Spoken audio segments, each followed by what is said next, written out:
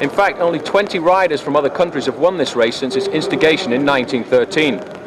But what everybody's talking about here at the moment is the Italian domination of professional cycling here in Europe. Since the start of the year, we've had 90 days of racing, 56 of which have gone to the Italians. Surely in a race which the Flandrians and the Belgians regard as their own, we'll see the end of the Italian domination in the races so far this year. Let's get down to the action with Phil Liggett. Well, thanks very much, Paul. And indeed, the Belgians normally are the riders to beat here in Flanders, but as you say, it's the Italians who have been dominating the start of this season. Greg LeMond in his gang colours, and this likely to be his final season here in Europe before he returns to race in the United States at the end of a brilliant career. And here's Laurent Fignon. He never did win the Tour of Flanders. Now he's a television co-commentator, and I wonder what he'll have to say. This is the man they'll aim to beat, Johan Museeuw, in the square at St. Niklaus this morning, in front of his home crowd, former champion of Belgium, the winner a year ago.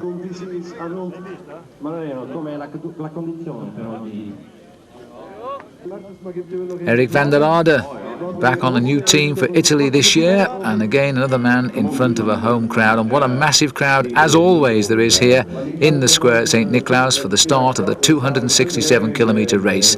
Edwig van Hooijdonk, once a winner of the Amateur Tour of Flanders, twice a winner of the professional one they call him the Boss of the Bosberg. That's the last climb today. And the face of Johan Capio, always a great rival of the other Belgian sprinters here, and a likely man for victory at the end.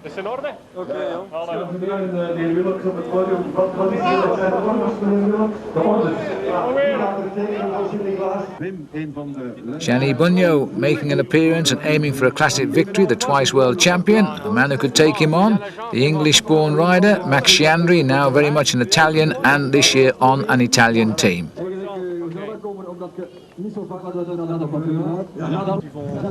Moreno Argentin, the winner of this race back in 1990, and they've always called him a man for the early season classics. The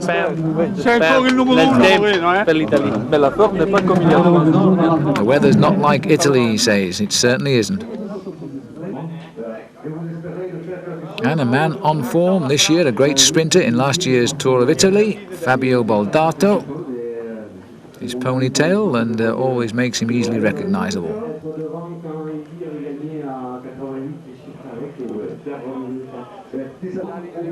And the big sprinter himself, the self-proclaimed fastest man in the world, Mario Cipollini, signing on here in the middle of these three.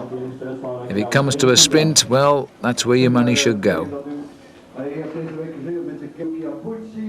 Little Claudio Chiappucci, King of the Mountains Tour de France, second and third, but never the final yellow jersey. He's here in a rare appearance in a classic race in Belgium.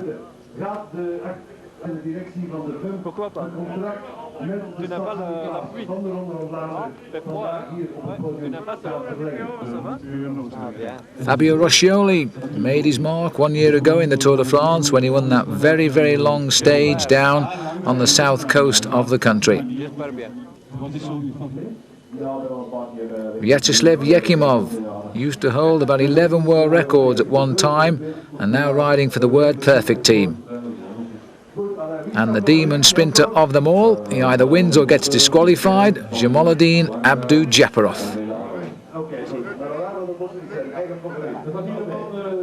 The longest name and the shortest signature. And these look like the legs of Olaf Ludwig. A nice smile from Olaf, 1988 world and Olympic champion in Seoul.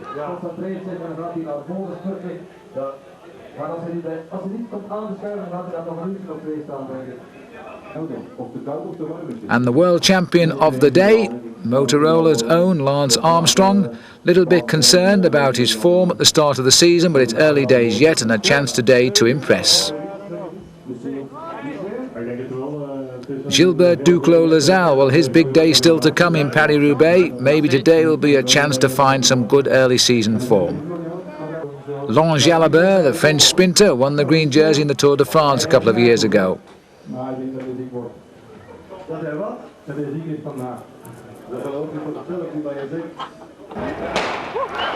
And so the gun goes for the 78th Tour of Flanders. It really is a favourite amongst the Belgian public and indeed a favourite amongst the riders. They all want to win it. The obstacles, 16 climbs they call the Bergs.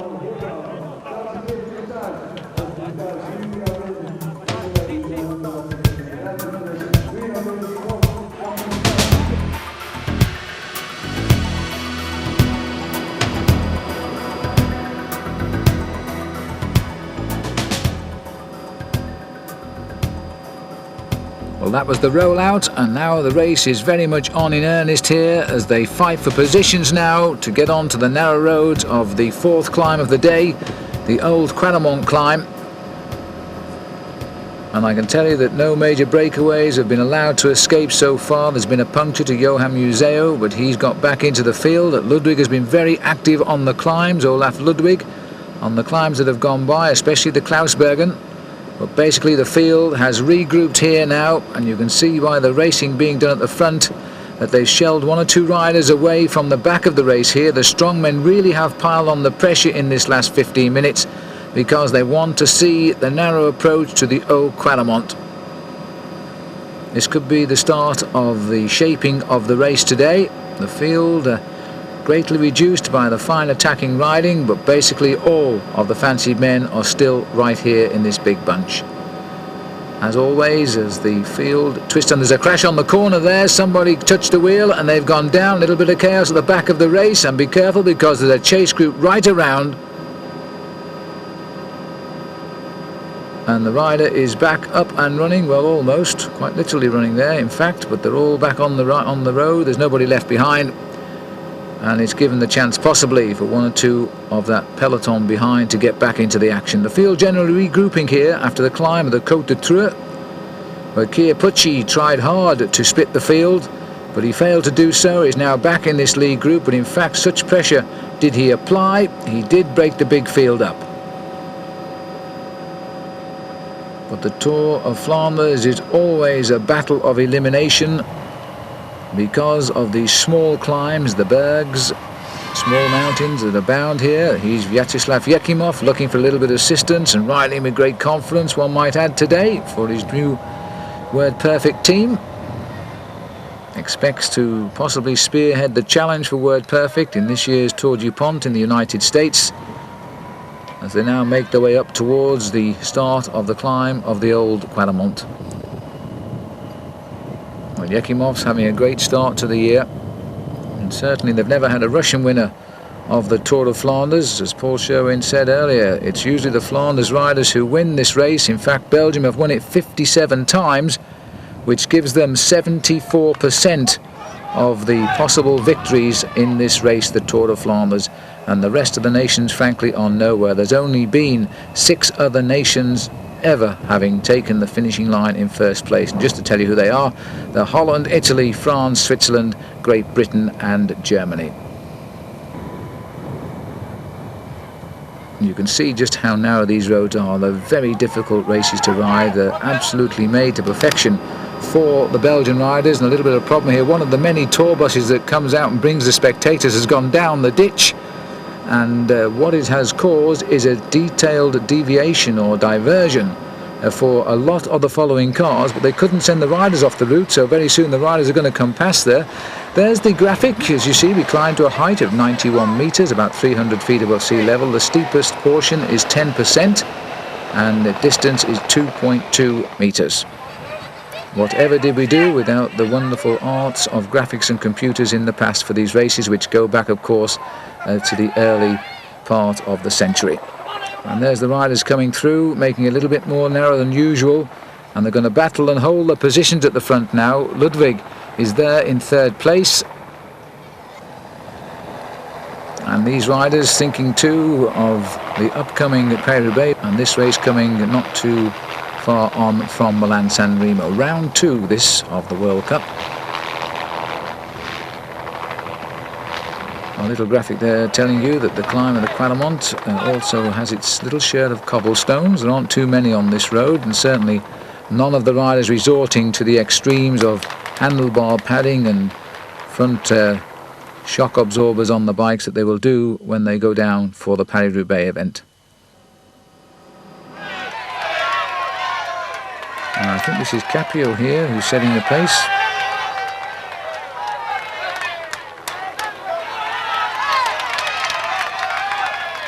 Crowd leaning forward to see if they can pick out their champions. If any country has the enthusiasm and knowledge of cycling, it's Belgium. It's never changed. They're just a little bit disappointed that they've never replaced Eddy Merckx with another man of the same mould. And if anything, that has damaged cycling here in Belgium these last few years. They want another hero to cheer.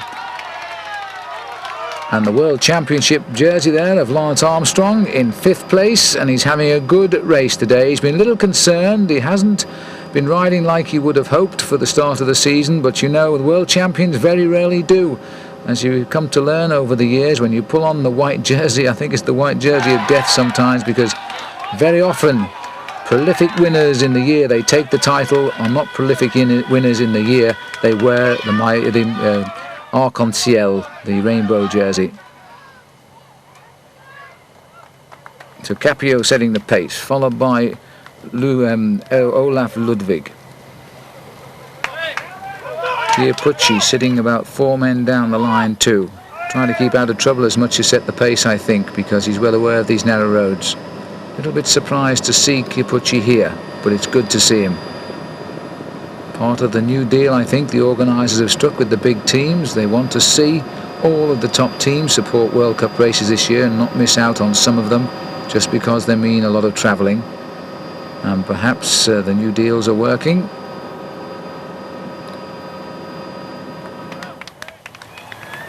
Over the top of the Quaremont, and now it's a bit of cobble. Oh, in fact, Ludwig's made a big mistake there. That was a big mistake, and in fact, the rider who's fallen behind him was Fidanza, who's gone down, I think. And just look at this, because of the narrow roads, total chaos now. That was Ludwig's fault.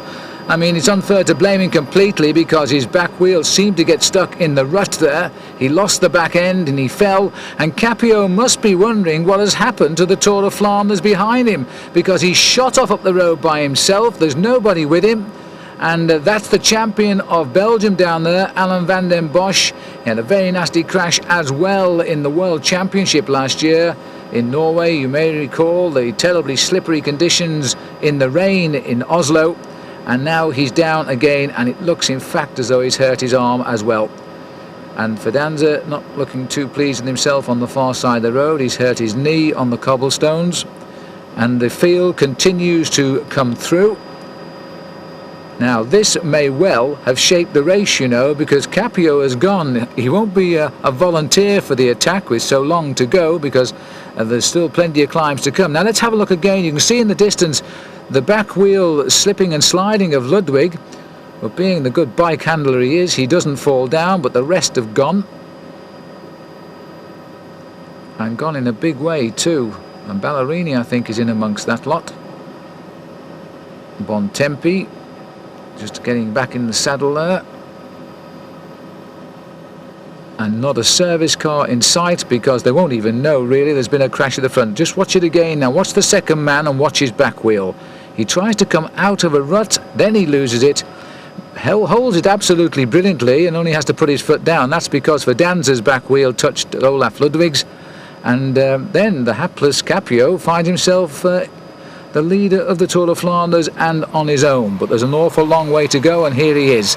So now, well, if you've been given the race lead, you don't dream of winning at this stage, but you do dream of setting a pace that might only be matched by 1 or 2. And now look at this. 3 Italian riders are flying up towards the leaders here. I think Bontempi is one of them.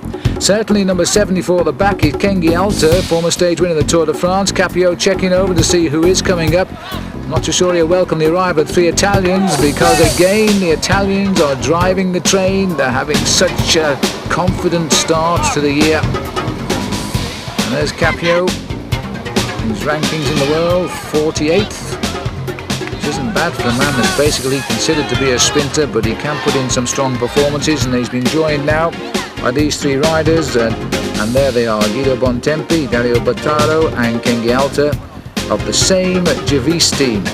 3 Italians on the same team. Now surely the race isn't going to allow this to happen for very long. And Bontempi has found his legs this year, new ones as they are. And with 3 cards to play, at the moment they're just going to settle in, because the next big challenge of the day will be the Petersberg, a 5th climb. And that's where they're heading to now, and it's not too far away, and there's 4 of them clear. Capio going to feel a little bit self-conscious now, surrounded by 3 Italians, and not just 3 Italians, but 3 on the very same team, the Givis team. And Bontempi coming here with a lot of confidence, having finished 4th overall in the recent 3 days of La Panna, which is on along the top of the Belgian coastline, and they're left now with, as you can see, 108 kilometres to go. That's about 67 miles to the finish. But of course, as with all classic races here, the stings are in the tails, and the field now racing towards the Petersberg, the 5th of 16 climbs. And there's the pack. Well, it's been thinned out a little bit, but it does seem to be reorganising itself into the chase. And it's the Motorola, and that looks like the giant figure of Sean Yates driving the train at the front. Trying to correct an error which was certainly not theirs, and I suppose you can't really blame Olaf Ludwig either, a very experienced rider who would never have done that. And there you are, 14 climbs to come and 12 stretches of cobblestones.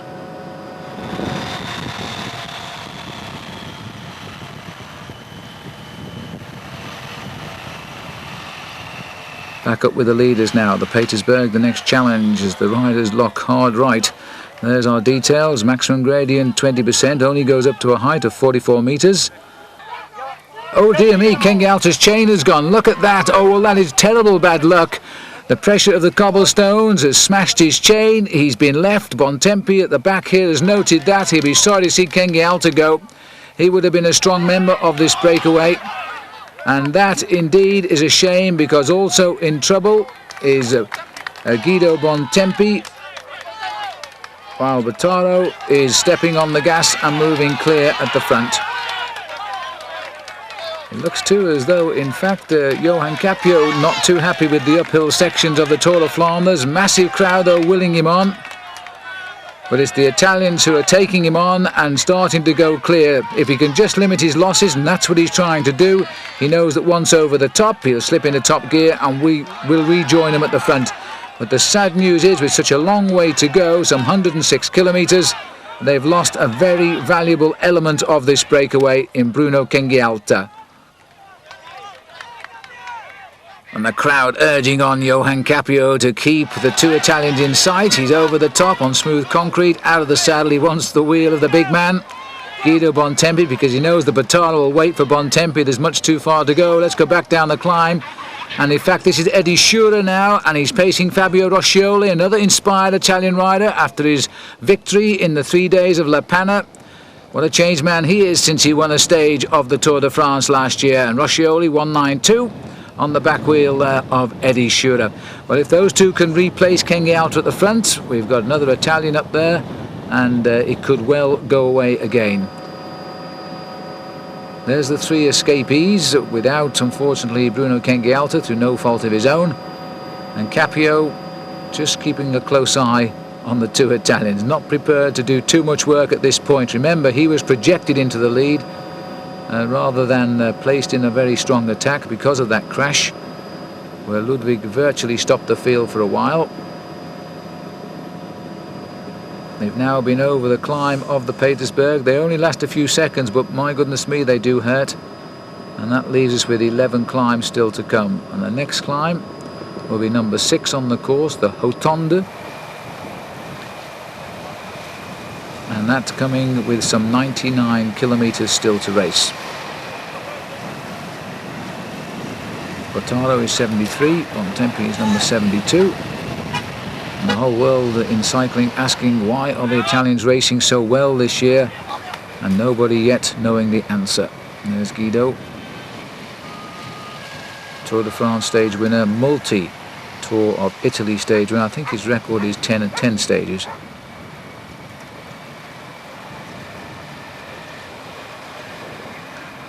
Capio doing just enough to not be accused of underworking in the breakaway. Face of concentration there. Let's have a look at that incident on the climb of the Petersberg. Here it is. Look at the chain dangling off the back wheel there of Bruno Ken Gyalta like a long snake.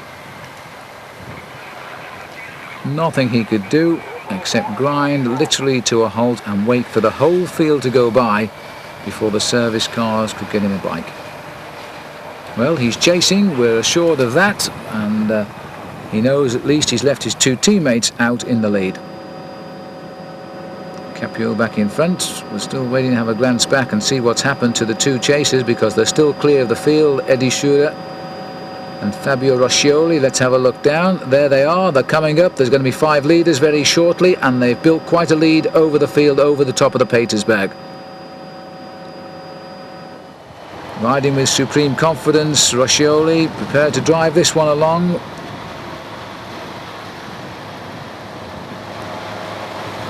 Eddie Schurer from Nova, my team, Histor team rather.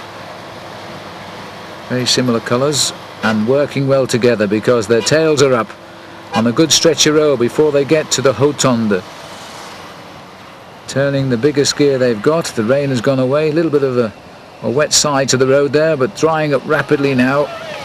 There's the situation, a 10-second gap still to bridge. They should do that now, and if news reaches the 3 up front, I think they would slow down, quite frankly, because with such a long way to go and some climbs to come, they could do with more in that breakaway. And remember too that the big names, the very big names of this race are still in the group. As we pan back, we should see them. Well, they have opened a gap on the climb of the Petersberg. What a marvellous attack this has been. And yet the big peloton will have seen Ken Gialta come to a stop. Well, it looks a long way, but in fact it's only 32nd at the minute, and I suppose we've got something like 25 to 30 or so riders in that chase group, and about 63 miles to go. Zulzeka is where we are.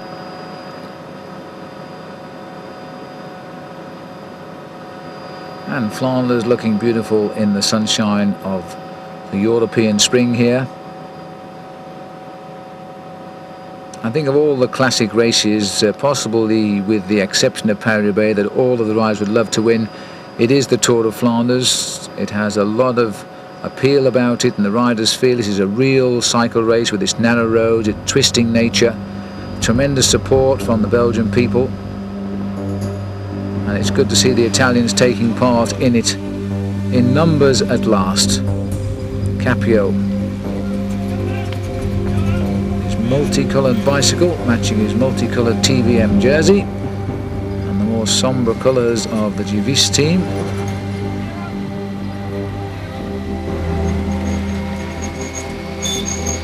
And Hotonde, it's 4 kilometres to the top of the climb, climb number 6. Capio showing us to be a little bit suspect on the climb, but just look at the way Bontempi is driving the train now. This big man sits very upright on his bike. He's won Tours de France stages in the sprint. He's also won them by himself. I remember his victory in Bascal. They're not too far away from the French frontiers, and he rode away from the field there for a very good win on a hard day. He's done it before on other stages as well. There's the little chase group of 2 in tandem. Well, it's 16 seconds they're saying now, so they're losing ground, but it doesn't appear to be much in it at all. The Hotonde is 8%, the climb itself, and will lift the riders not much above sea level really, 78 metres, and when they get to the top they're just on more or less 100 kilometres to go. Slight uphill here as we start the climb itself.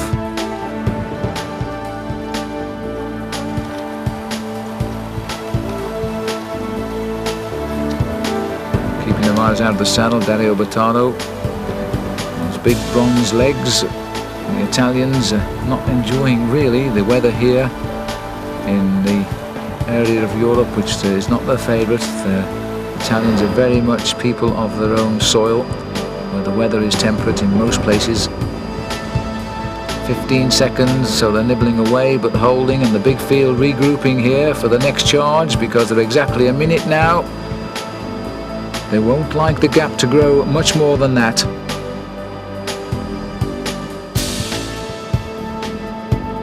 And one unlucky policeman, you can see his red helmet, has put him right in the centre of the big pack, and that's a big problem here.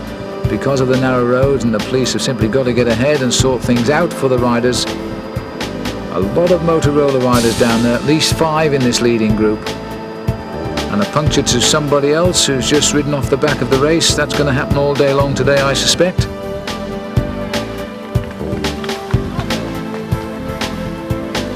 Each rider doing a fair turn at the front so as not to spoil each other's rhythm. They know it's still a long way to go, and for the moment at least they're going to remain allies, even though two of them are on separate teams, or two teams represented here. Lautaro setting the pace now.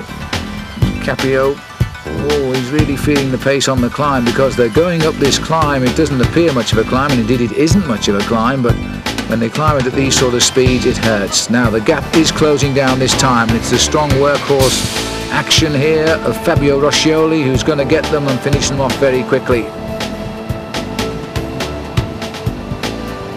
The great Fabio Roscioli, since he won that stage in the heat of the south of France last year. On that occasion, though, he said if he won a stage of the Tour de France, he'd take all his neighbours out for dinner. Well, it cost him a lot of money, because there were 25 of them after he won his stage of the Tour de France. He won't be thinking about that now. He's thinking about his latest victory, the 3 days of La Panne, just finished, which has brought the riders just down the road to the start of the Tour of Flanders, and he's confident. He's finished them off nice and quickly at last. Now we've got 5 riders in the lead: Bontempi, Lautaro, Caprio, Schura and Roscioli. And of the 5 riders, there are 3 Italians, and there are 3 teams represented in the breakaway.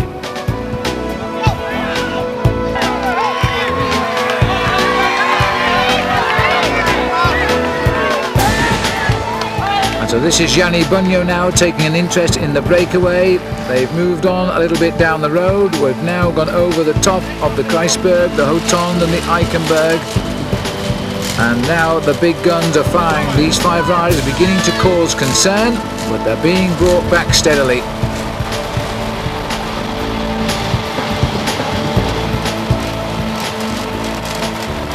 Edwin van Hooijdonk here, the man they call the boss of the Bosberg. On the right of our picture, he's won it twice this race as a professional. There's the breakaway. The gap is 53 seconds, so there is reason now to start working very hard indeed. The race into its last 70 kilometres, and the breakaway has been ahead now for the best part of 40 kilometres, some 25 miles. Eric van der Arden now also at the front, keeping the pace high. But there's still a number of climbs to come, including the Vandenberg. We're over the top of the Valkenberg.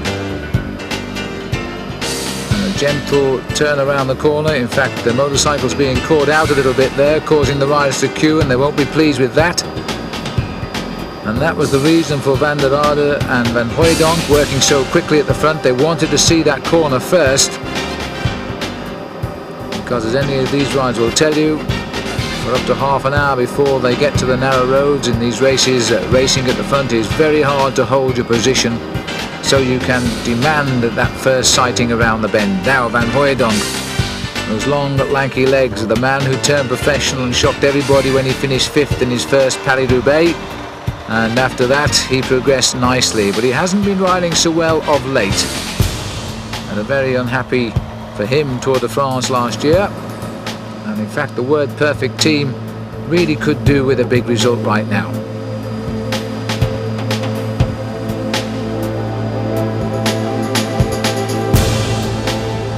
Gap beginning to come down at last now, as again the field running up very close to those motorbikes. And the initial surge by Van Hooijdonk as he came off that climb has strung the big peloton out, and plenty of them left there are too. Still up near the front, Edwig Van Hooijdonk and Eric van der Arden. Nasty bend that one, if that looks like loose sand on the road there. Riders getting round it safely. Still have this breakaway, but they're dangling off the front now. The way this course twists and turns, it's so difficult to organise a real concerted chase for ever-changing direction. That's what makes this such an interesting race. 74 kilometres still to go to the finish at Meter.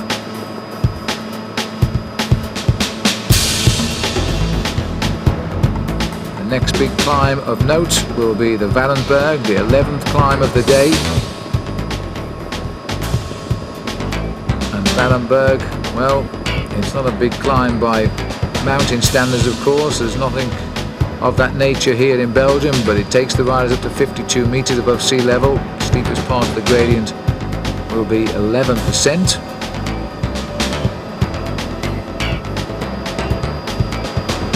The rainbow jersey still down there and prominently displayed by Lance Armstrong, who's had a little bit of a troublesome day today with his crash. When we saw him stop there, in fact apparently had a double puncture when he fell in both tyres on the accident which was caused there by Olaf Ludwig.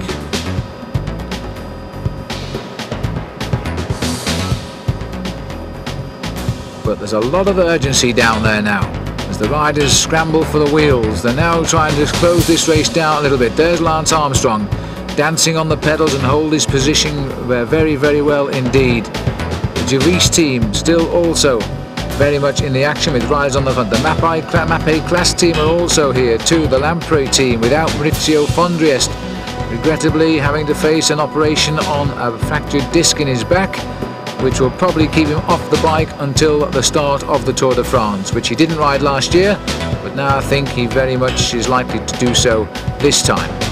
44 seconds, the gap is beginning to come down now.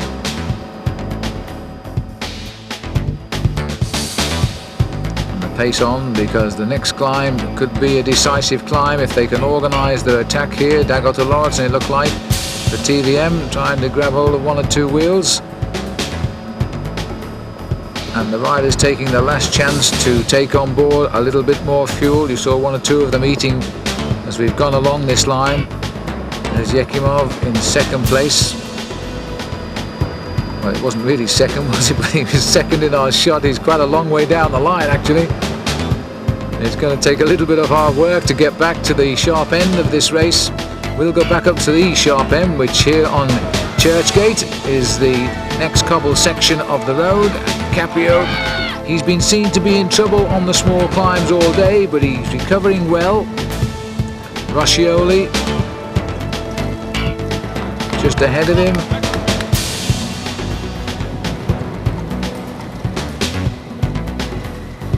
Eddie Schurer there for the Histor team in second place.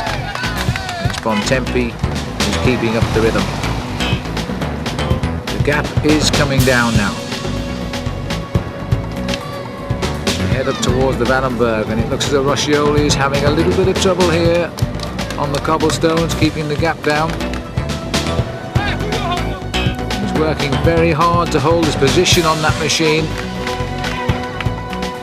That says a lot for the power of Bontempi, and Caprio is in even worse trouble.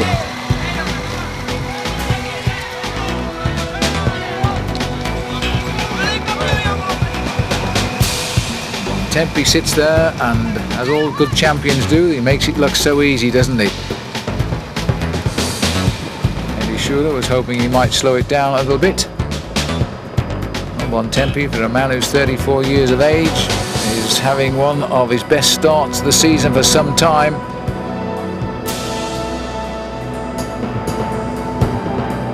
And this is Johan Museo and André Schmiel, and they appear to have got themselves off the front, and they certainly know which way to ride the cobblestones. Just don't ride them at all, jump on the sidewalk, and the Museo follows the wheel with ease there of André Schmiel. And the line is just behind. So this is the sort of reaction we would expect at this stage of the race now. Last year's winner is now on the attack, and Eddy van Hooijdonk knows a good wheel to chase, and I think that's Gianni Bugno on the wheel too of van Hooijdonk. Now this is a good move. Ballerini's moving up as well. In fact, that is Diaz Zabala, Herminio Diaz Zabala, who's just got onto the wheel of Gianni Bugno.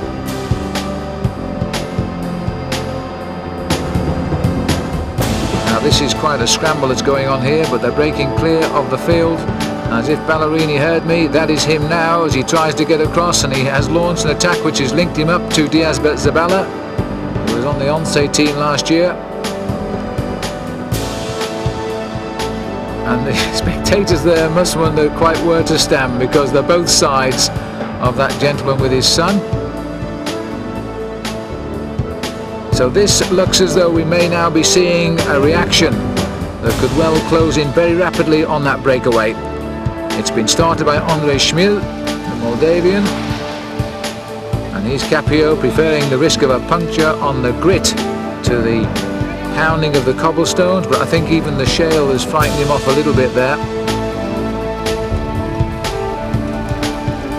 Roscioli is doing the work now. Bontempi in second place. Only one win last year for Bontempi, and two very distant finishes in the big tours, the Tour of Spain and the Tour of Italy.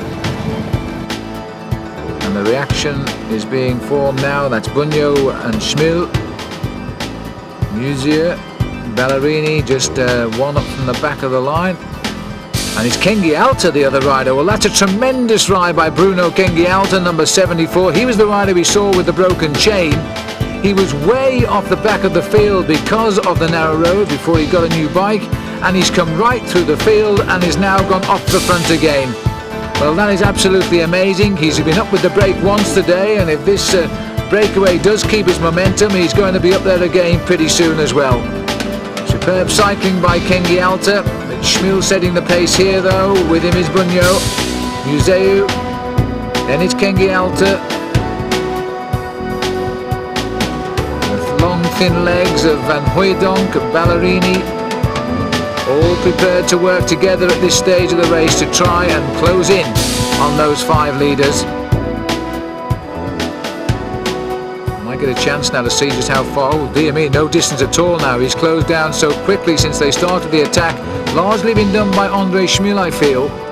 Rider who's come now to live in France, just across the borders in Roubaix. And Johan Museu choosing to leave the Lotto team at the start of the season before, where he's gone across to Italy. There's the composition of the two groups, and very shortly now we're going to have something like 10 riders up there in the lead.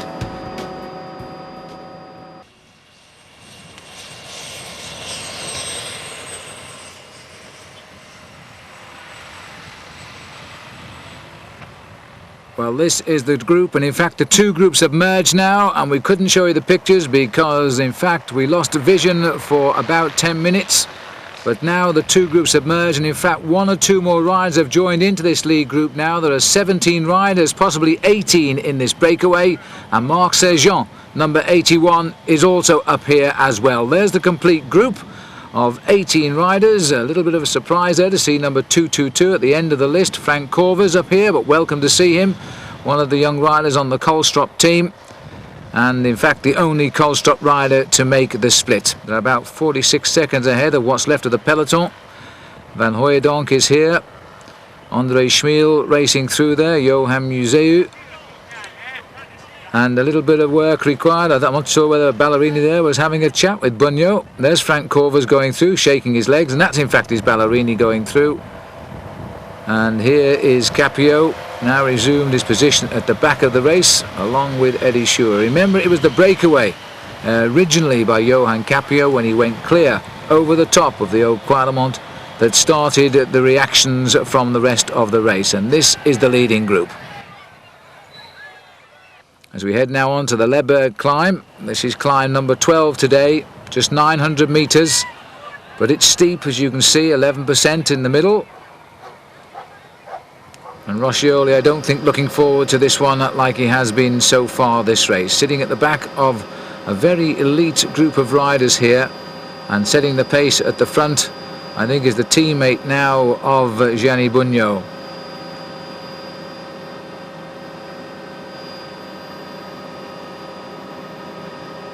Pace continues on the climb, and Capio taking much closer order here. Van Hooijdonk riding well too, and a very, very sharp acceleration coming here. I don't know who it was who caused the attack, but it's caused quite a reaction. Perron is now trying to chase him down.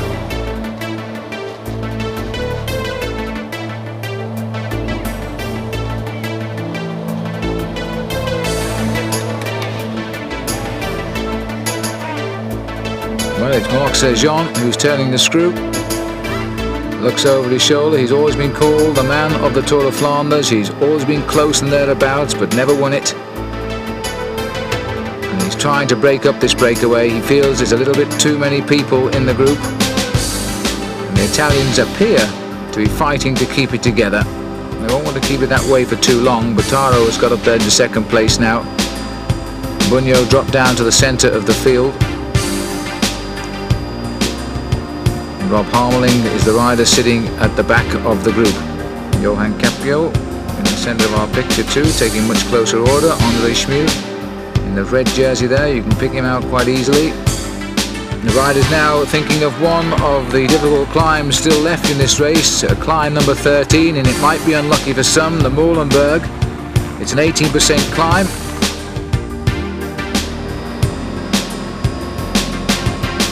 As the 18 men make their way steadily now, they're calling it the Group Museu. 50 seconds the lead over the rest of the race. And still the man who started it all, Johan Capio, moving smoothly through the line. As our Belgian cameraman tries to pick him out. There he is. And with him too, last year's winner of the race, and we're left with just 58 kilometres to go now. Sitting at the back here is Dario Bottaro, in the move today, along with his two teammates. And welcome back to Kingi Alta. Despite his broken chain, he's now in this group still. He's number 74, and you can just see him to the right of our picture there, riding one man in front of Johan Museu and two in front of Ballerini. Ballerini's a man we must watch out for. He could win this race today.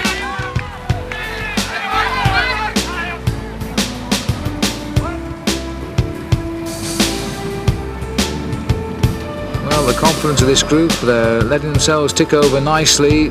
They're not committing suicide to stay clear of the chase. It's still hovering less than a minute, in fact. They're more concerned with the tactics which is going on within this race now. Riders sounding each other out and testing one another. There's Bunyo, who's flexing his legs. In fact, he's taking his feet warmers off. Perhaps he's going to hot the pace up in a minute. And there's his teammate, Perron, keeping the pace high. And Rob Harmeling probably thinking of Johan Capio for the sprint, also pulling his weight at the front of the pace. Look at view down the road there, no sign of anybody coming up. A slight diagonal in the line indicating there is a wind, nothing to talk of. Coming across the field from the bottom of our picture at the minute. There's Bunyo, now rid of his feet warmers. In fact, maybe he isn't, because he's calling the team car forward. Maybe in his back pocket there. You might want to know also what is happening behind and who, if anybody, is on the chase.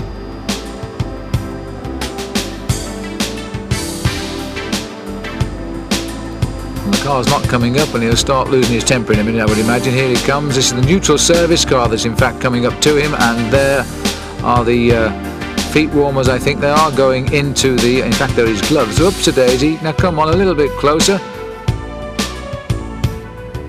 Now it's back on with the action there. In fact, are his positions in the Ronde van Vlaanderen over the last few years, and a couple of years when he never rode the event. Well, the Italians have never ridden very well in this race. But this is a new season, and the Renaissance continues for Italy, and it was Bunyo, let's not forget, who did start the Renaissance a few seasons ago when he won Milan-San Remo in record time. And since that moment, they just seem to have gone on and on with great victories.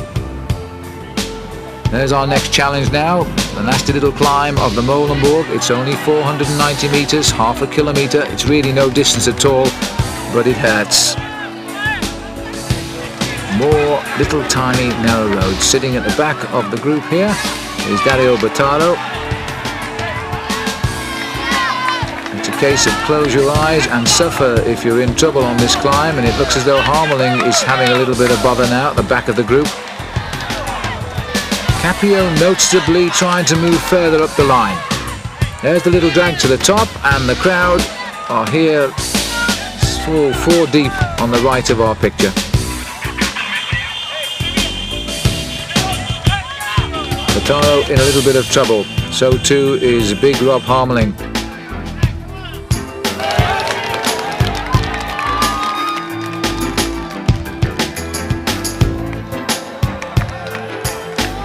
Andre Schmiel flies through though and just lifts the pace now, trying desperately to see if he can shake a few riders off the tail of this group now. He wants this group to be smaller. He has no teammates up here at all, Andre Schmiel. He's going to have to do it all himself. Now, of course, it's the power of recuperation, and when you struggle on the climb, the man that can find the effort to screw much harder over the top, then you can snap the elastic, and you can see it's hurt one or two, but it looks to me as though they're going to come back. Roscioli may be in a little bit of trouble though.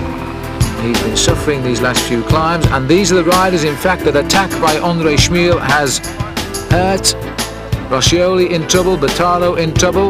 Roscioli still trying to pick his way rapidly back up to the tail of the breakaway.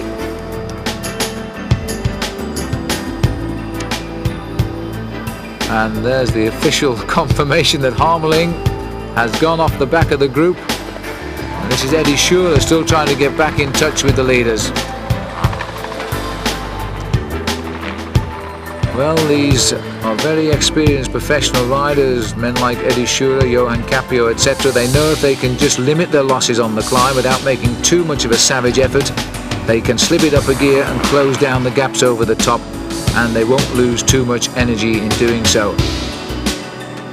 And I think that's what one or two of them have done. And there they are. They're coming back up to this leading group yet again. Just 3 small climbs remaining in this year's Tour of Flanders, and they're really good ones. The Berendries is so often the place, in fact indeed last year it was where the breakaway went when Johan Museo disappeared over the top with Frans Massen, and in previous years it's gone on the Bosberg with men like the boss of the Berg, as they call him, Edwig van Hooijdonk, attacking on that very place on the 2 times he's won this race. So significant climbs still to come. Not good news for these two at the back here, Bottaro and Roscioli. And perhaps the steepest of them all, the Muur, hill number 15, which comes with 15 kilometres, just under 10 miles to go. At the moment though, we're about 31 miles from the finish, and the breakaway generally is regrouped. I don't think though that Rob Harmeling has rejoined, but he may have done.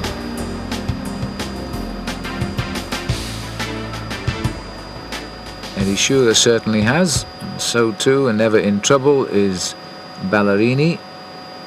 Kengialta, you see there's no number on his frame. He's the rider that snapped his chain and has taken a spare bike in the panic to rejoin, and what a great job he's done coming back up to this leading group so well. There's the big figure of Guido Bontempi, and he's sitting on the wheel of Fabio Baldato. You'd think I was commentating on the Tour of Italy here with all of the Italian riders in this breakaway, rather than the Tour of Flanders in the cycling sensitive area of Belgium. And Andrea Perron, and the other rider in the Polti jersey, the yellow jersey down there, is of course Gianni Bugno.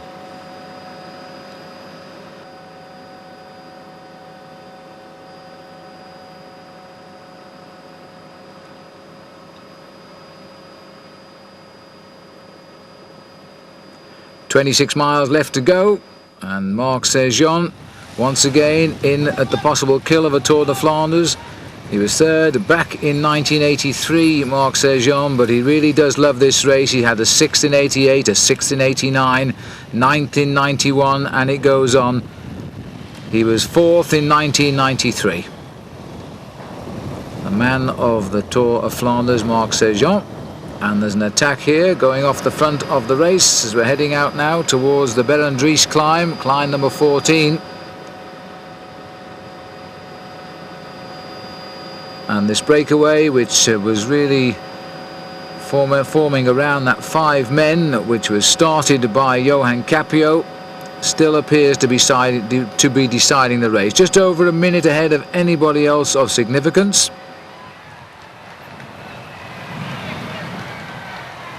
And it looks as though we're coming down now into the area of Zottegem, and there's confirmation of that. And again, the riders not showing any great urgency to break up this field, even at the feeding station. A truce is called.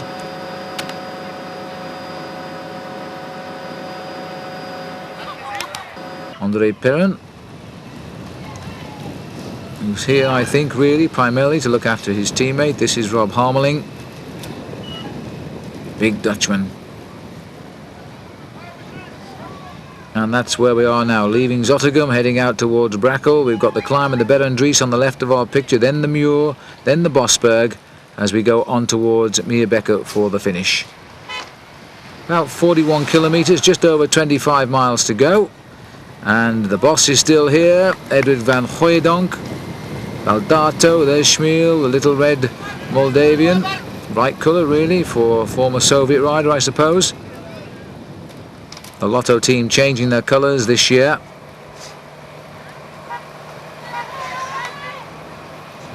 Van Hooijdonk just actually calling for a team car there. He doesn't appear to be any serious trouble, but he may want a bottle perhaps. An attack going on the front of the group.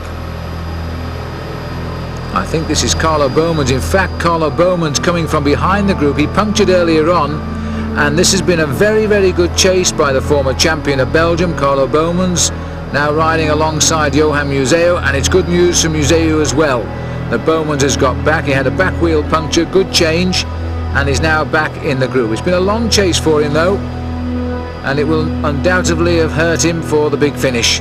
Schmieler's at the front, and Bowman's, I think we'll see him picking his way through. There he is, and a very good return indeed by him. All the team cars blowing the horns, reminding each other that there is a man coming back through the convoy. Kingi Alta is taking time out back with his team car at the minute, and Bowman's now taking the opportunity to load up with some carbohydrate perhaps, ready for the final assault. There's Edwin van Hooijdonk. I don't know what he took from the car, but he's got it, and he rejoins the race. Long, tall man rides a very, very high saddle. Handles himself very well for a tall, thin rider. And he's got the whole of the race that matters in this year's Tour of Flanders now lined out in front of him. Each one of these riders surely now assessing as to who might be the strong man at the finish. They're always going to worry about Johan Museeuw. I would certainly worry about Franco Ballerini. Marc Sergeant, an opportunist, always rides well in this event. He's at the front at the moment. And if we're looking for a surprise, maybe Baldato. But I think really he's here now just to defend in the interests of his team leader, Museeuw, because a Belgian on Belgian soil really would be the fitting result. You see, they've never really escaped the field, have they? It's hovered around a minute for so long, and it's 50 seconds at the time as we start now heading up towards the next climb of the day, the Berendries.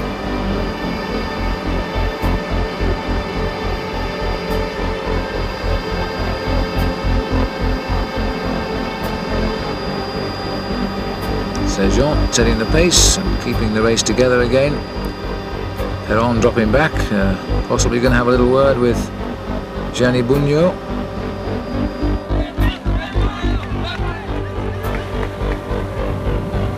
Kingi Alta back in the pack. Frank Corver is on his right, number 31 there. That was Franco Ballerini. Little look at the camera, not even a smile for us, Franco.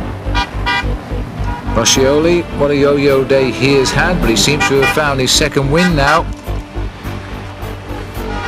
But riding in the back position, the ticket collector's position, is always a hazardous affair, because when it does stretch at the front, you're the one that feels the pain at the back. 38 kilometres to go down to the line. Whoa, and that's not the way to stop. Roscioli almost collected the back of that car. Well, the trouble with this course is the roads do narrow down rather suddenly, and if you try to pass, you can find yourself sliced quite out of it, and that's what happened there. Well, the pressure has been just enough to stop any progress from anybody coming up from behind, because the majority of the teams with the men that matter have got their riders in the breakaway, and although they're limiting the gains right now, there doesn't seem anybody capable of organising the chase that would close the gap down. A reminder of who is in the group. And the big surprise, I suppose, is Gianni Bugno, because you never know whether he's going to be good, bad or retire. Well, it says Frans Maassen is up here in this group, but I've never seen him. I doubt very much he's here. The runner-up last year, beaten in the sprint.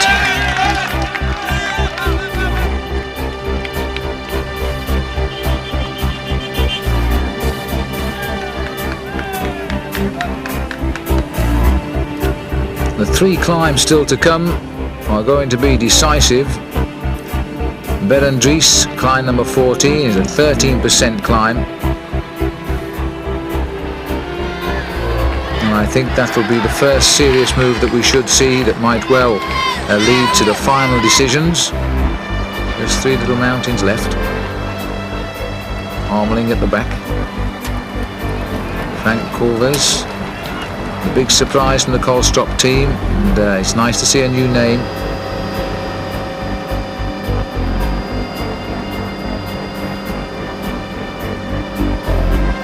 No wins for Frank, as far as I know, as a Belgian rider in professional ranks, but even so, it's always the first time. He's just 25 years of age this year.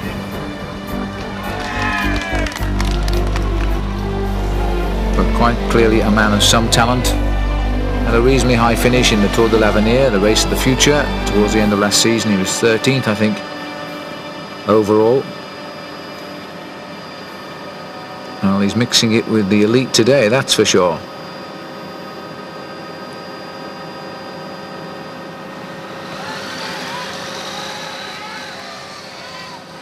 Well, Perron on the front at the moment, and in fact it looks as though Perron is going to try. Now, we saw him drop back and have a chat with Gianni Bugno, and I'm wondering if Bugno has said put in an attack on the Berendries or the approaches to the Berendries and see who gives the reaction, if anybody. It's the sort of thing that a team leader would tell a domestique to do, and it would help take the pressure off Bugno, because the longer he stays here, the more people begin to think he's in serious frame of mind today. And Perron has gone, and there he is, and we're heading up towards the Berendries, and so, you know, it's up to the others to chase now, and because of that, Bugno, I think, is going to watch where the reaction comes from, and he's moved up into 4th place, and he's making it look very casual, taking a drink out of his pocket. The reaction is coming, not surprisingly, from the MG boys, because they want nobody to slip this field in defence of Museu. Schmiel has spotted it, and I'm not too sure, but it might well be that that is Museu himself who's gone, because that would have caused the reaction from Andre Schmiel. But it might in fact have been Baldato. Watch for the ponytail, and that's the best way to pick him out. This is Perron, who's nipping through the corners and trying to get out of sight as quickly as possible from the chase group. Judging by the crouch style of this man, we're looking at Fabio Baldato, and Schmiel has got on terms with him. She's going to hurt the weak ones in the breakaway, and that'll be the secondary advantage of the tactic being played by the Polti team.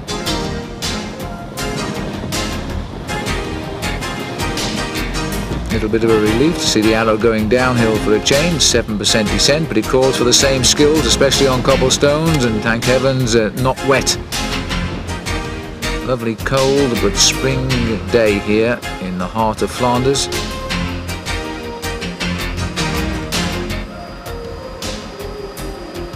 "35 kilometers from the finish, 23 miles approximately." So the riders now into their final hour of racing, and it should be a very explosive final hour too. I think indeed the chase down has come. I'm pretty sure that's Baldato and Schmiel, but it doesn't matter now, it's academic, because the field has reacted as well. So the Tour of Flanders comes back together once again, and the kilometres are slowly being ticked off. This all going very much towards a victory for Johan Museu. Job well done by Baldato. Well, there's some fine Belgian stock running in the opposite direction, and in fact they've seen the breakaway and they decide to turn around. Or everything back under control now. And Bugno now twitching, watching every move, because his teammate has not only been brought back, but has been promptly dispatched to the back of the long line. One senses now the tactics are being played here. Everybody is getting a little bit twitchy.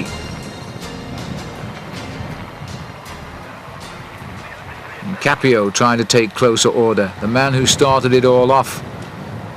Riding there on the back wheel of Gianni Bugno, I think. Sitting here at the back, Eddie Schura.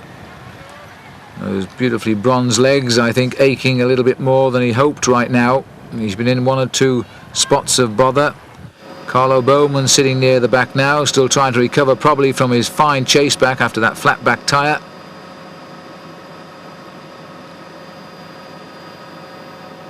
And the riders heading up towards the Bed and Dries. That's why they're twitchy and that's why they're very nervous. Those with ambition must hold their place near the front, I think, now.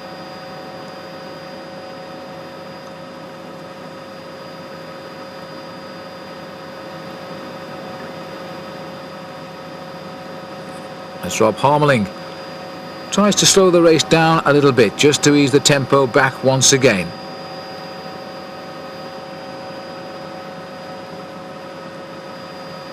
Well, they continue to tell us that Frans Maassen is in this breakaway, but unless he's doing a very good job at hiding, I can't see him. Edwin van Hooijdonk certainly is here and riding very strongly. But if Maassen is here, he's going to go on the Bed and Dries just like he did last year and took with him the Johan Museeuw.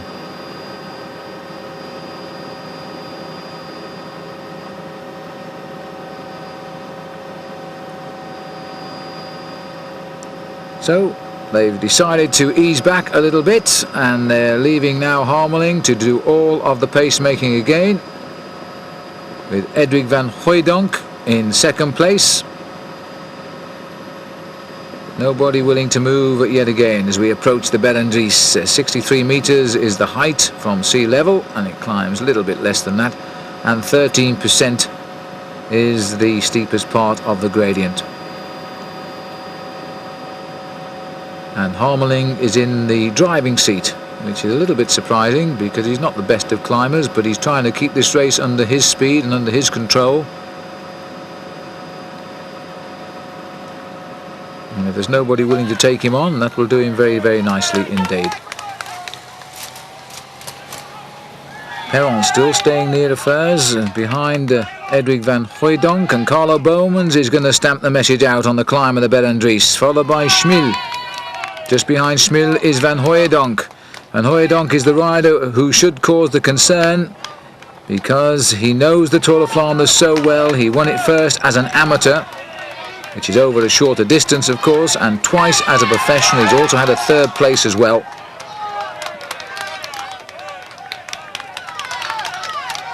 And Bowmans is keeping the pace high here in the hope he will stop anybody launching an attack which could cause a surprise. And he's doing a fine job for Museeuw. And this is the scene at the back, and our old friend Fabio Roscioli is having to bury himself a little bit on this climb, and so too is Dario Battaro, and I think slipping away from the field at last here is our old friend Rob Harmeling. He was at the front at the bottom, and now I'm afraid he looks as though, well, judging by his face, it is goodbye this time. And this is hurting one or two. They may not recover from this one. They've shown some great resistance, but that field is thinning out. The selection may be being made for the first time for a couple of hours of racing. Roscioli, Battaro, I think Schura is in a little bit of trouble too, and Harmeling. The main field is just over a minute behind, by the way, what's left of the main field, and it's been a rather invisible main field today because we haven't been given any view of it at all since this breakaway established itself. But we are assured it's only around about a minute behind. Well, Schmil marking closely again and always over the top of these little bergs, at or near the front, keeping an eye on everybody.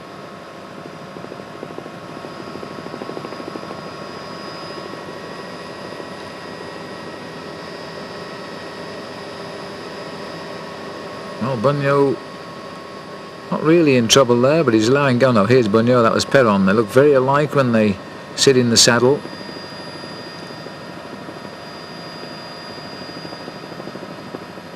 Carlo Bowmans has had a great climb over the Berendries. Nobody could get across him and drop him off to break his rhythm. He's just kept it nicely at the sort of speed he wanted, and he's never put his teammate in trouble, so that's another tactic that appears to have worked out. And Edwig van Hooijdonk in second place has been contained with 2 climbs still to come, but the big man is there.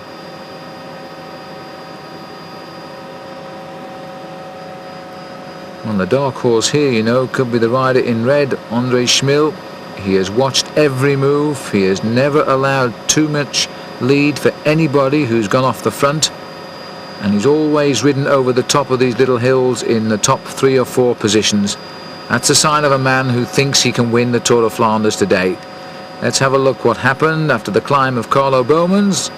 There are the riders we've dropped off, and they certainly include Harmeling, Botaro, and Roscioli is there, and the other man is Eddie Schura, and there's all the confirmation of that. So they're the 4 riders we've dropped, putting us something like 13 men surviving now in the lead.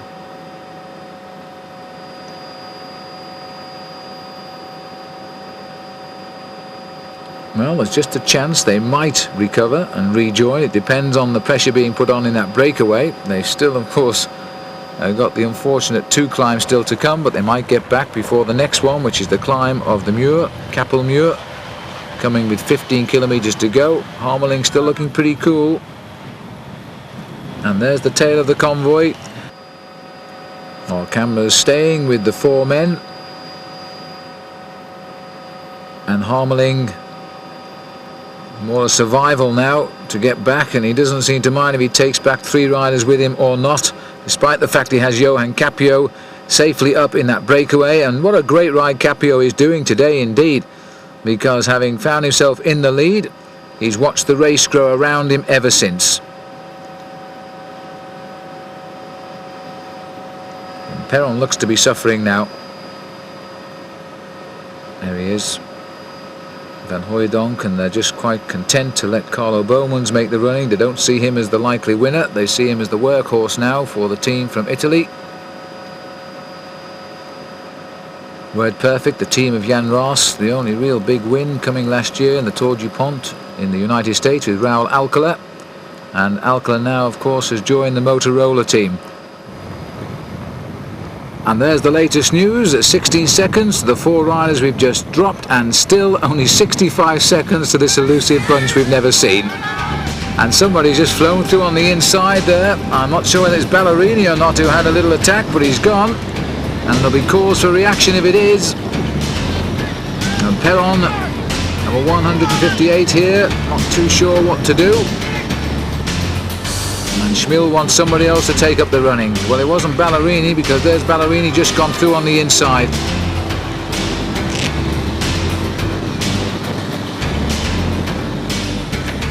Let's go up and see if we can catch up with the leaders here and see who has turned the screw a little bit tight to try and break up this group again. It could be Marc Sergeant who launched the attack. Number 31 is Ballerini. Oh, indeed, no, because this is Marc Sergeant sitting at the back of the field. And perhaps we're looking now at Kengi Alta. 103 is Johan Capio. André Schmil. And although we've got a bit of daylight, it's Van Hooijdonk who's bringing the line back into order.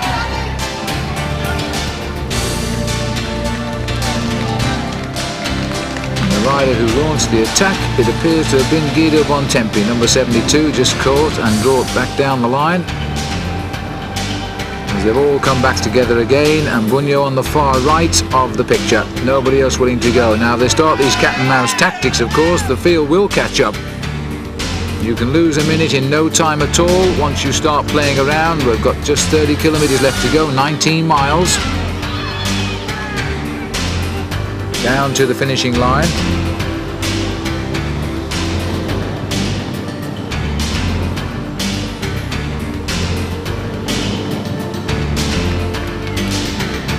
Coming through the town of Nederbrakel here. And people beginning to feel it is time to try and force a decision. The next object will be the Muur, and they are worried about that.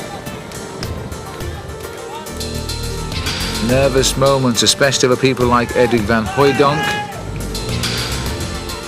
and Schmiel, keeping the rhythm going here with Baldato.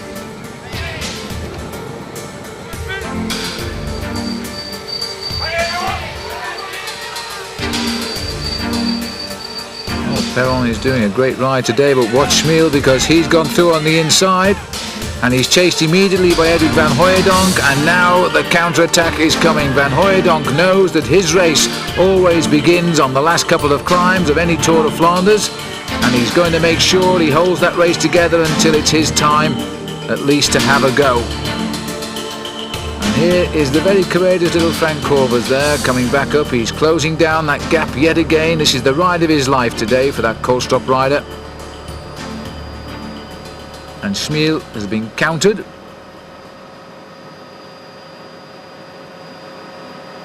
And the climb at the top of the Muur is at 15 kilometers from the finish.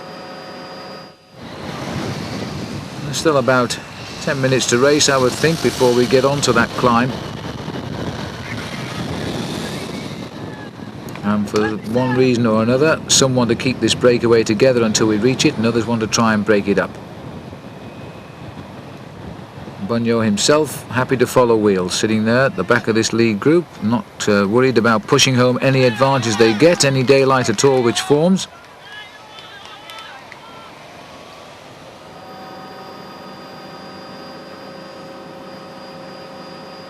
And Ballerini here calling on Schmiel for a little bit more effort, which is probably a little bit unfair because Schmiel has been a very active rider today, but they've sensed there is a bit of a gap. No, there isn't any more.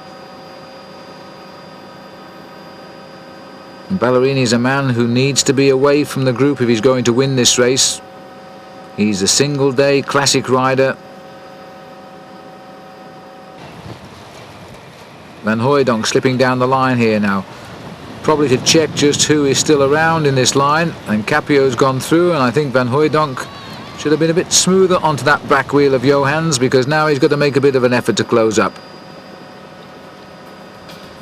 And the lead is reforming again. Ballerini, Schmiel, Capio. Well, Capio seems to have found his second wind here, because he was certainly in trouble very early on the climbs, and yet now he seems to be in control of affairs once again.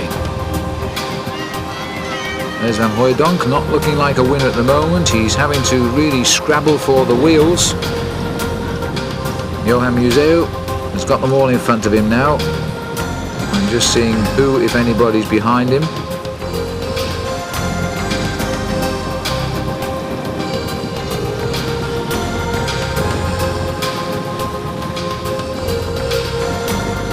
And that's the little group of four still trying desperately to get onto this race. They can almost touch them and then it goes away again. It must be absolutely exasperating. And that's Frank Corvers. So they've shed another 3 in fact from that breakaway with the sudden accelerations. They've detached just 3 of them. Marc Saint-Jean on the far side still here. Capio. All of a sudden this race is becoming a little bit more like we used to in the Tour of Flanders. The Belgian riders surviving better. Museeuw again running down the outside to check what's going on. Going in front of Marc Saint-Jean, then giving him a good look in the face to see why he let him in, making sure that it may be because of exhaustion rather than playing a crafty card right now. There's the 3 riders who look like getting back, who are caught in that acceleration. Frank Corvers is going to try and do it. I think Kengialta is the other one. And Baldato surprisingly split off that leading group this time. There they are in close-up.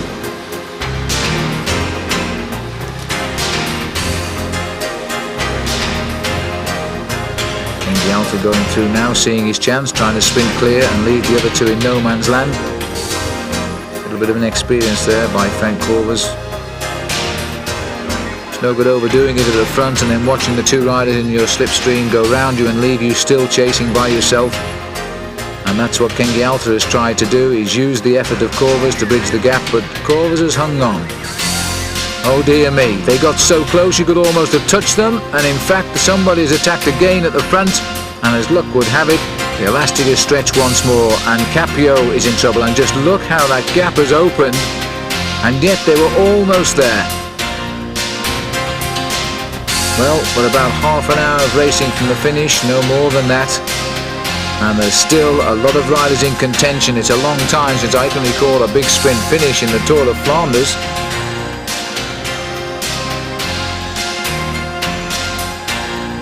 There's the composition of this front group now. The men who are left, and the Belgians, you can see, have now got 4 riders in here, the Italians 3. The odds are a little bit more even.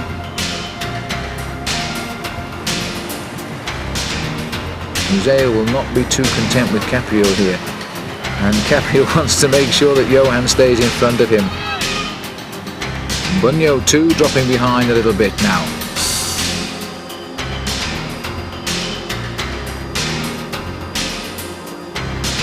Well, this is when it plays to be a poker player and not give away your hand, because the riders are not too sure how the others feel right now. And the 2 climbs to come, well, that should be enough to tell them. They're steep. And the worst one really is the Muur. The Bosberg is not such a terrible climb, especially in fine weather like this, but the Muur is cobbled, it's very narrow, and the following vehicles are not allowed to go up the climb. 15 miles to run now into the finish, approximately 24 kilometers. So it'll be a little more than half an hour.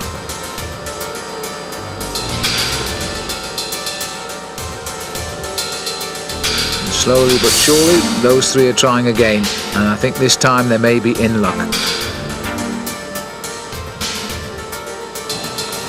Well, this looks like Capio is going to have a dig. The man who's been hanging on, the man who started it all, is now going away again, and this time there's no Olaf Ludwig behind to have fallen off to cause the split, and Johan Capio is trying again. Now this is the sign of a man who wants some space before the last 2 climbs.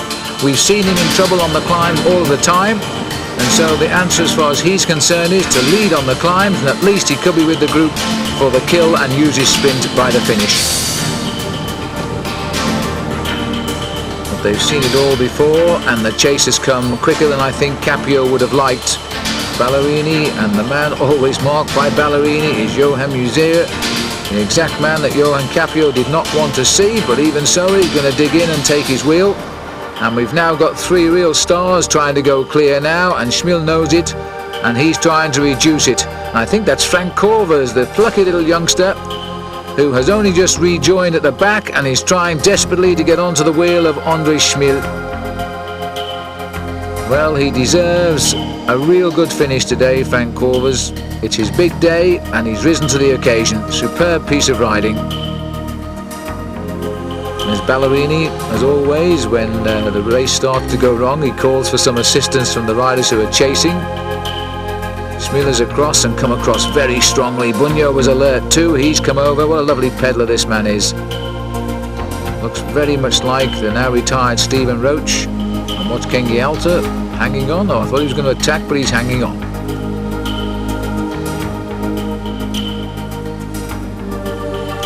Well, we now have 2 very distinct groups in this leading group of the Tour of Flanders as we head out towards the Muur at Gerardsbergen. 21 kilometers to go now, just over 12 miles to the finish. Well, blue seems to be the colour this last couple of years for the choice of most of the teams. And at times it really does make it hard work to pick out the different riders with colours that look so similar from a distance.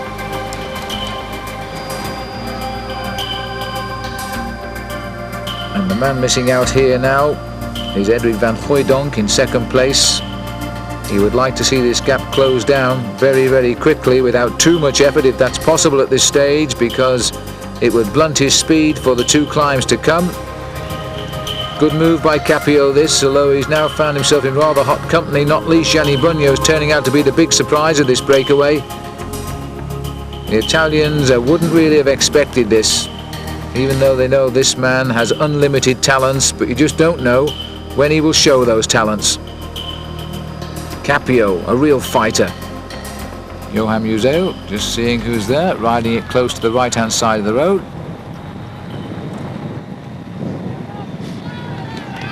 Now, quite honestly, unless you ride this race at this moment, you wouldn't know which rider to mark, because you would have to sense the strength of the rider. They've all got the reputation. You would expect any one of them to pull off a surprise victory, I think. Well, it wouldn't be seen as a surprise indeed if any of them did win. They've all got the caliber and quality of performance behind them. But they're all going to be afraid of just one man, and that's Johan Museo, who packs the finishing sprint.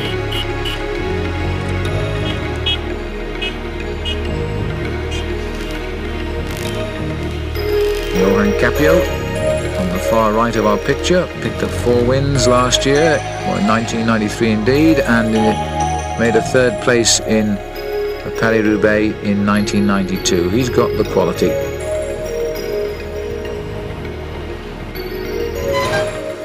Never had a really great finish in the Tour of Flanders because the course is a difficult one for him, but today he really has produced some performance. And there's Marc Sergent, who loves this race, but he's now finding himself trapped in the wrong part of the breakaway. And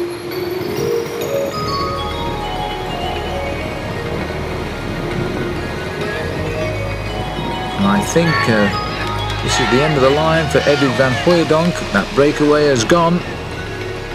And I think the decision has been made here. They've missed out. Baldato won't be helping now. His job is done. His man is up front, Johan Museo. And this should now be the winning breakaway, but there are still 5 men here. And still 2 climbs to come as well. The following cars are in. A little bit early perhaps, because it's only 21 seconds.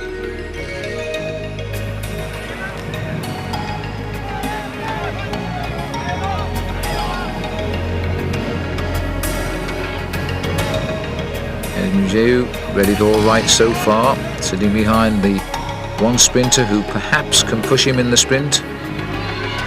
Johan Capio and Ballerini, he'll have to break away, and he knows it. And he's going to have to do it, I think, on one of the small climbs to come. We're heading up now to the wall of Gerardsbergen, 20% climb, a very steep climb indeed, bringing them up to 92 meters over sea level. It's a climb about 85 meters in fact, during the 20% or 1 in 5. Steep climb, cobbled hill. Many cycle racers have pedalled over this in years gone by, amateur and professional, single day and multi-day races. And the crowd are used to seeing the appearance of the top names and have been for many years approach this climb. And it's Capio, surprisingly, maybe, not surprisingly really, because he's dangled there a lot. He made the move, he wanted to reach this climb alone, and now he's again forced to the back seat to watch. Bugno is a good climber. He's not an explosive climber though.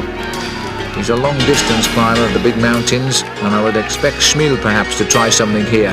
Museo will go with whatever happens. He has the power in his legs to win this race in the sprint, and he knows it. And Ballerini surely will try. He's got to the front. So the riders turn to the right, and all official cars will go off to the left. As you can see, the police officer directing there, and they're now on their own. There's spare wheels waiting on the climb for anybody who has problems.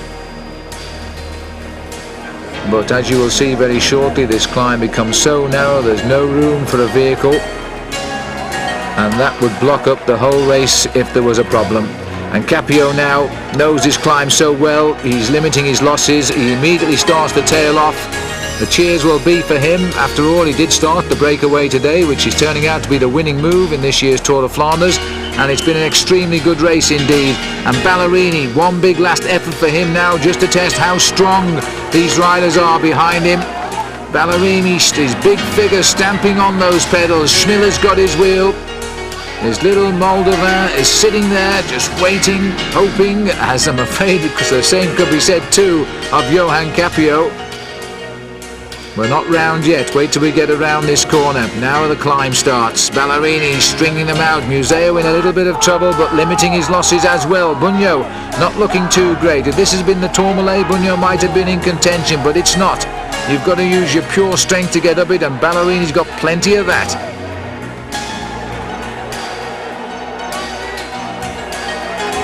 5 riders surviving what has been a great Tour of Flanders. That seems to be the trend this year with the classic races so far.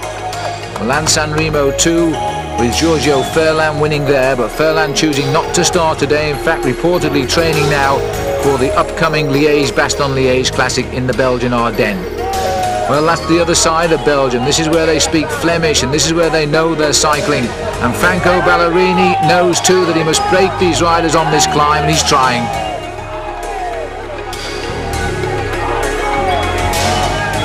A long, thin line of chasers there. Van Hooijdonk, so often in the driving seat, is now having to defend to hold his position as we go up now to the leaders. It was Bontempi who was leading the charge up there, over the top of the Muur. One man appears to be missing off the back, and that's Johan Capio. The other man has been pushed down the back is Gianni Bugno, but Ballerini's little tactic did not work. Well, it's worked in as much that he shed himself of Johan Capio, so that's one sprinter out of the way, unless he gets back before we face the final climb of the Bosberg. But he still has 3 fast finishers here. Museu wants to make sure that Schmil doesn't miss a turn now, because he is a good sprinter, and it's always a difficult finish in Meerbecker. You make the right turn, you can see the finish for a long way, it's slightly uphill. You have to judge it to perfection.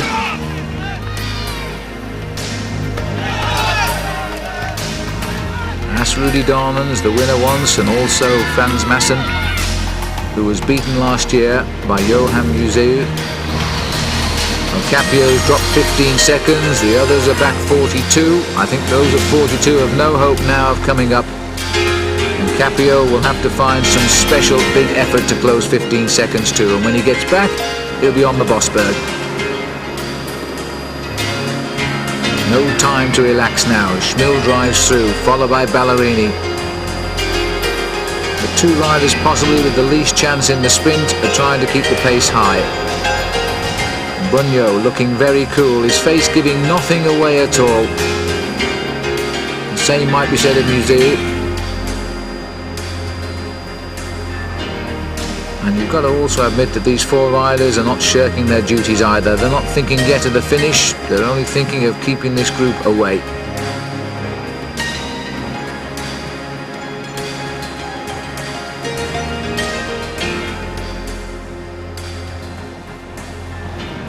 Former double world champion in 91 and 92, Gianni Bugno, surprisingly in this breakaway, and knowing the Italians never win the Tour of Flanders, but there's a chance. There are 2 of them in that leading group. This is Capio continuing now, he's in no man's land. But for the man who started the race today, if he finishes in 5th place, started the breakaway rather, if he finishes in 5th place, he is going to, I would have thought, be pleased enough with that. Although to a professional, it's the victory that counts.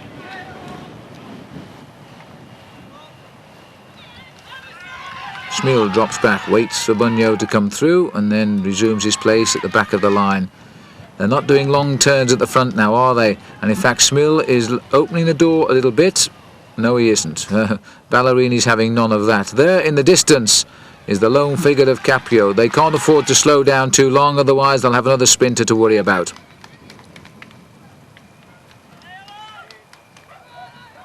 Museo just enough to take the line through and drop back. And in fact, that's the same for all of them now. They're doing just enough to keep the rhythm. They're not wanting to work any more than they have to. 268 kilometres this classic, just a couple of kilometres shorter than the upcoming Paris-Roubaix, but every bit as hard because of the small climbs. We're now facing up to the Bosberg. The last climb of the 16, 1.3 kilometres long, And again, they all want each other in front of one another because they know the surprise could come from the man who gets the back position, and that's Bunyo just now. Capio is creeping back. 12 seconds the gap, the others are going away, almost a minute. And there he is. And sadly for him, he's going to get almost on just as they start the climb in the Bosberg, and surely that will be the end of Johan today. Viciously cruel sport.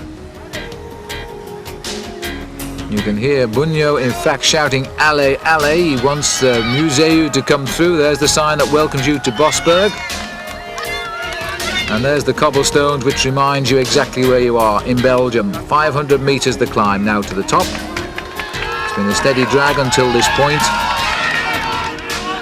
Bunyo anxious to know, in fact, if Capio is making any more progress.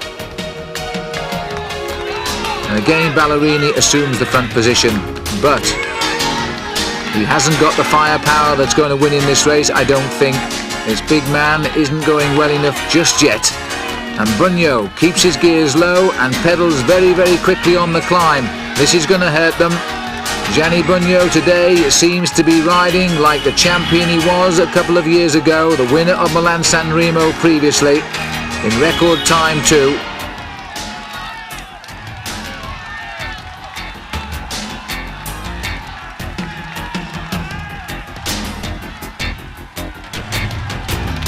And up over the top of the Bosberg, and for the first time, well, not the first time, but in recent years really, the race is still not decided.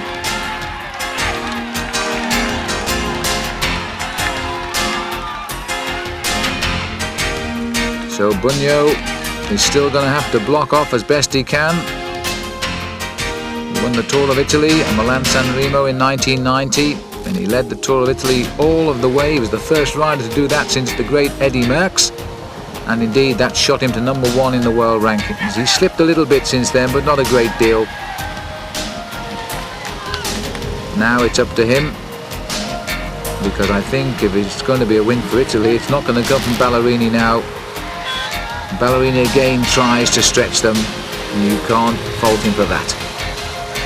As the motorcyclists traditionally now have seen them on the Bosberg, they've missed the shot. Well, indeed, they never had the chance to get one. There was no attack of note. That's what they were all waiting for.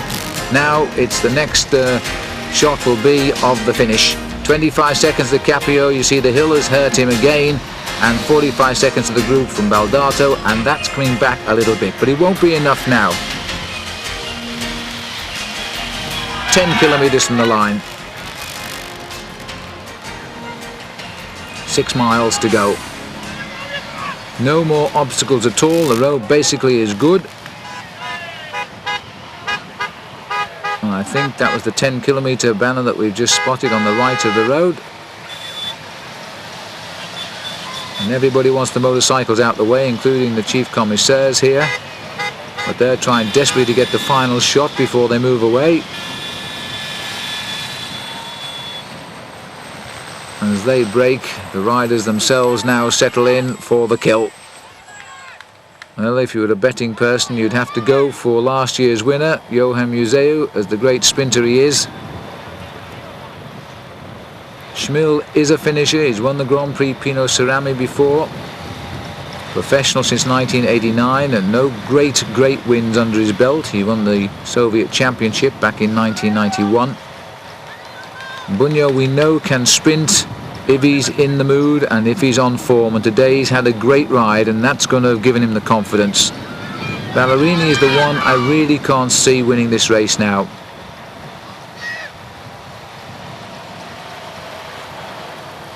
Home advantage though to Johan Museu. He knows these roads, having won here last year. Still, that face of Bunyo tells us nothing at all. Neither does it tell us of any pain that he may have felt on the roads today. Ballerini, last drink, and over the shoulder it goes.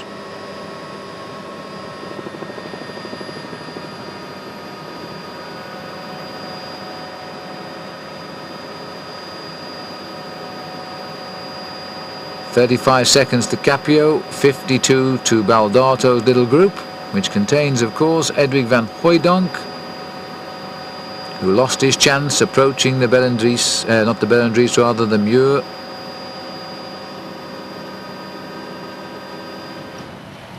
And there's the shot you've just seen our motorcycle cameraman focusing in on.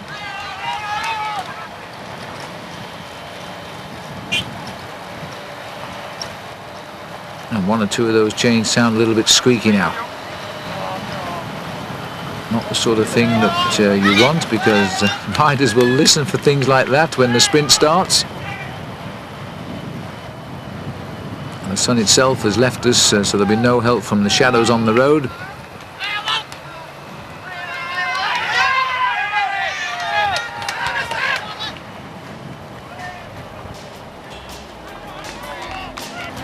Well, it's worth recalling just where these four riders finished in last year's Tour of Flanders. And in fact, Franco Ballerini, he managed to take 6th place. Johan Capio still behind in 5th position on the road. He finished in 10th. Gianni Bugno was 43rd. Johan Museo, of course, was the winner. And Andre Schmil in the red here finished 11th. And they're all in for a real shout of a high finish now. We're looking at the first 4 places. It's a matter of shaking the cards up and deciding what the final order will be, because I don't think anybody now can come back. Museo, he's going to be quite nervous because he knows the quality of the group he's with. It's not a case of just taking on one rider as he did last year with Frans Maassen, because they finished last year 22 seconds ahead of Dario Bertaro. And Marc Sergeant was 4th. But for a sprinter, this could be a very confusing finish. Schmil leaning over and signalling there possibly to Jean-Luc Van den Broek. He might like a little bit of local knowledge right now.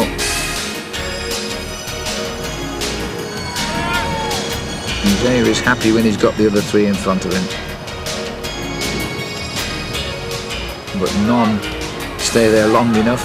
They do just about 25 metres of pacing and immediately get away from the front. Capio dropping away. The Baldato group also dropping away. We're looking now at the first 4 of the Tour of Flanders. They've worked for it. There's been nobody here under false pretenses. They've been here because of their pure ability to succeed. They've all got plenty of success behind them in varying ways. Probably the least successful and the least known to us is Andre Schmil. But he is a rider who's riding extremely well this year. His best season was 1991, when he took 4 victories, including the USSR National Championship. Bugno, probably the most accomplished rider of the 4. And Ballerini, still thinking of what might have been 1 year ago in Paris-Roubaix, when he was beaten in the photo finish after putting his arms in the air, when Gilbert Duclos-Lassalle was given the result. I think Ballerini can wave goodbye to anything but possibly 3rd or 4th place now, because his ability in the sprint won't match up with these thoroughbreds when they come to it. 6.3 kilometres to go, just over 3.5 miles, and we're in Denderwindige. And again, you see Ballerini always insists that nobody shirks their duty. He's keeping them exactly where he sees them. At least he'll limit the possibilities of being outmanoeuvred. It does seem as though Ballerini wants to follow the wheel of Museu.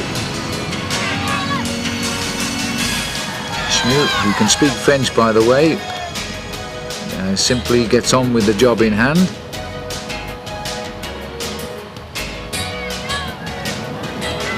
And the sun has come through again now, and the shadows are going in front of them. The sun is on their backs. That could cause a result in the sprint, because the riders will see the shadow come first when the sprinters start on the uphill finish towards the line. I'm quite sure that Museo, Bugno, Schmil and Ballerini will have noted that. They'll also remember too, though, that they have a right turn to come before the climb up to the finish. It looks indeed as though somebody's camera case has dropped off one of the motorbikes. Little pockets of crowd now watching it come through here. And before these 4 riders are out of sight, they'll be inside their houses with the television on to see who gets the verdict. Just 3 miles to the finish. No time to relax because of the chase behind, and yet nobody wants to use up those last few ounces of valuable energy for the sprint. If Ballerini fancies it, he's got to go, and he's got to go before the line.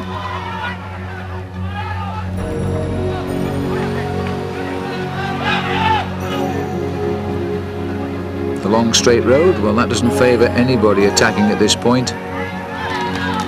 And unfortunately now the narrow roads of the little hills of Flanders are left behind, and the twists and turns are just long straight runs in towards the finish. And in fact, that's Eddie Merckx in the official car down there, who's now probably predicting who will win.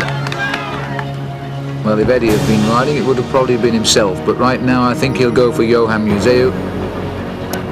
A little bit of patriotism, and also the fact that Museeuw is the sprinter. Museeuw just keeping an eye on everybody. Little piece of psychology too. If you look around a lot, you appear to be in control of the situation, and if the other riders are feeling a little bit tired or rough, they will have also noted that as well.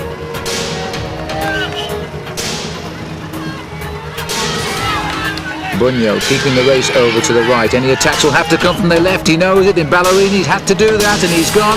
He saw the chance of a little bit of drafting on the motorcycle. He's jumped across the road, but he knows really they spotted it. And indeed, Bugno signalling to his head there, which is an indication, are you mad or what?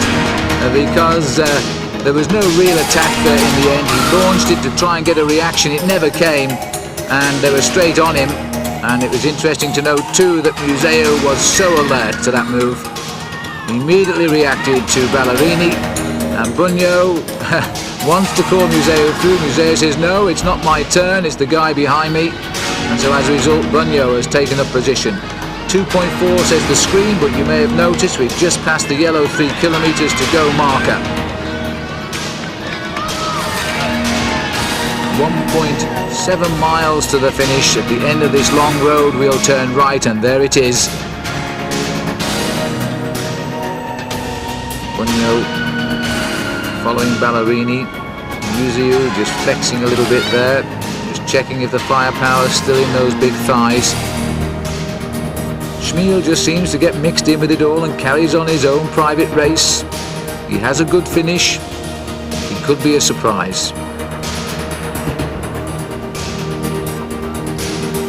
Ballerini goes through, and Bugno's planning something here. He missed a turn and he's gone. Bugno's gone to the left now.